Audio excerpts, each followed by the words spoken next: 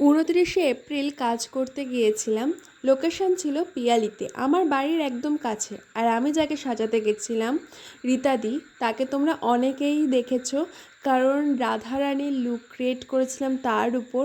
এমনকি আমার মেহেন্দি এক্সাম, মানে আমার মেহেন্দি স্টুডেন্ট এক্সামে আর কলকা স্টুডেন্ট এক্সামের সময় রীতাদির গিয়েছিল মডেল হিসেবে।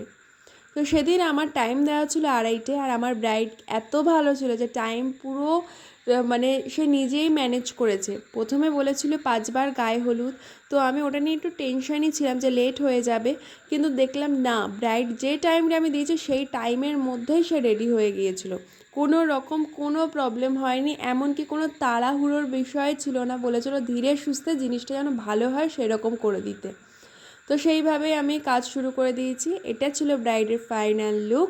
কেমন হয়েছে অবশ্যই জানিও। এর আগেও তোমাদের সাথে ভিডিও ফটোর মাধ্যমে তোমাদের সকলের সাথে শেয়ার করেছিলাম, আজকে একদম ভালোভাবে শেয়ার করে দিলাম।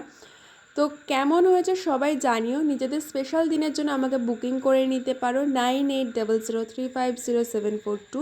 আর রীতাদির কাজটা কিন্তু ছিল প্যাকেজিং, যেমন হচ্ছে মেহেন্দি, বিয়ে, বিদায়ের লুক, আর ছিল তোমার রিসেপশন। এই 4টে কাজ আমাকে দিয়ে করানো হয়েছিল। তার জন্য ছিল খইদানের কুলো আর গাছকৌটো আমার তরফ থেকে।